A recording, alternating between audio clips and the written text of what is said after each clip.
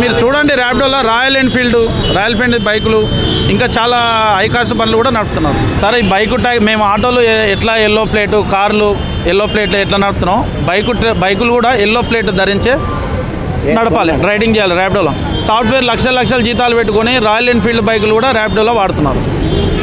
దానికి ఏం చేస్తాం సార్, ఏమి తెలియదు సార్ ఇంకా ఎందుకు నడుపుతున్నారో. దానికి ఒకటే ఎల్లో ప్లేట్ నంబర్ ఉంటే లక్షలు పెట్టి బైక్ కూడా ఎల్లో ప్లేట్ ఎవరు చేయించుకోడు. ఎవరో మాయాస్ ఉంటాడు బీదోడు మధ్యతరగతోడు అయితేనే ఎల్లో ప్లేట్ చేయించుకొని నడుపుతాడు. ఇప్పుడు లక్షలు తెచ్చిన బైకులు కూడా ర్యాపిడోలు నడుపుతున్నాం. దానికి ఏముంది మామూలు వైట్ ప్లేట్తో నడుపుతాం. ఇది బెంగళూరులో కూడా మారిందంట ఎల్లో ట్యాక్స్ ప్లేట్ వేసి, అట్లా ఇక్కడ చేస్తే కూడా బాగుంటుంది కొంచెం. అరే ర్యాపిడోలో దాంట్లో సేఫ్టీ అంతా ఐడెంటిటీ ఉంటుంది, కానీ ఈ ట్యాక్సీ ప్లేట్ ఎల్లో ప్లేట్ వేసుకొని నడిపితే కూడా బైక్ ర్యాపిడో అనేది కొంచెం తగ్గుతుంది. ఈ మామూలుగా 2 లక్షలు 3 లక్షల బండ్లు తెచ్చి కూడా సాఫ్ట్వేర్ ఉద్యోగులు మిగతా వాళ్ళు ఇంటికి వెళ్ళే టైంలో ఆన్ చేసుకోవడం, వాళ్ళు నడపడం ఇది ఎక్కువ అయిపోయింది. అందులో కనిపిస్తున్నారు సార్, మీరు చూడండి ర్యాపిడోలో రాయల్ ఎన్ఫీల్డ్ బైకులు ఇంకా చాలా హైకాస్ట్ బండ్లు కూడా నడుపుతున్నారు. ఇంకా దానికి మనం ఏం చేస్తాం, గవర్నమెంట్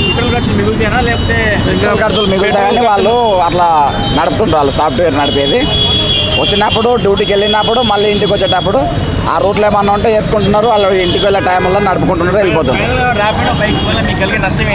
సార్ ర్యాపిడో బైకులు నడిపినా సరే కానీ ఈ ఎల్లో ట్యాక్స్ ప్లేట్ చేయించుకొని నడితే మాకు ఎలాంటి ప్రాబ్లం లేదు.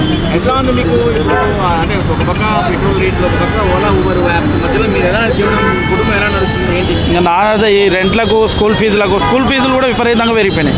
స్కూల్ ఫీజులను కూడా పట్టించుకున్న నాతోడు ఎవరు లేడు.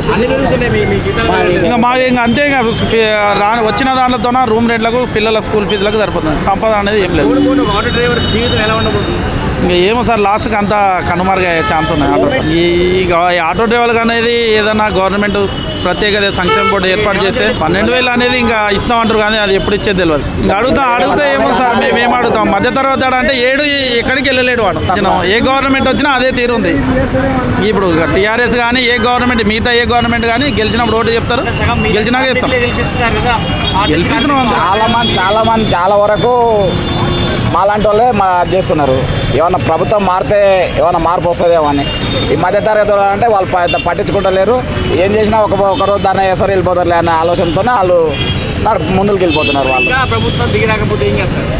ఏది వచ్చినా కానీ చేస్తాం, ధర్నాలు చేస్తాం, ఇట్లే రస్తా రోకో చేస్తాం, ఎక్కడి అక్కడ ఆపి మొత్తం ఎక్కడి అక్కడ మేము చేస్తాం. ఐక్యత లేకనే ఇట్లా బైకులు కానీ ఇవి అన్నీ నడుపుతున్నారు. ఆటో స్టాండ్ ఇంతకుముందు లేక ఒక ఐక్యత మీద ఉండి ఒక రూల్స్ మీద ఉంటే ఇంతగానం కావు. ఇప్పుడు ఆటో స్టాండ్ ఉంటే ఆటో స్టాండ్ కింద బైకులు వచ్చి ఆపుకొని మాట్లాడుకొని ఆటో రేట్ లేక మాట్లాడుకొని 50 రూపాయలు 100 రూపాయలు అట్లా పోతున్నారు. ఏడన్నా మెట్రో ఉందనుకో, ఆ మెట్రో కాడ ఏం చేస్తున్నారు, మాది ఆటో స్టాండ్ ఉంటే ఆటో స్టాండ్ కింద బైకులు తెచ్చి అంటే వైట్ ప్లేట్ మీదనే నడుపుతున్నారు. మా లేక టాక్స్ ప్లేట్ ఇట్లా వేసుకొని బైక్ వాళ్ళు నడిపితే మాకు అంత ఇబ్బంది ఉండదు. అందుకొరకు చాలా ఇబ్బంది అయిపోతుంది. ఏమన్నా మెట్రో ఉన్నదనుకో, ఆ మెట్రో కాడ ఆటో స్టాండ్ లేక బైక్ వాళ్ళు ఒక గ్రూప్ తయారయ్యి మా ఆటో డ్రైవర్లనే కొట్టడానికి వచ్చి కొట్టి అట్లా కేసులు కూడా చాలా చేస్తున్నారు.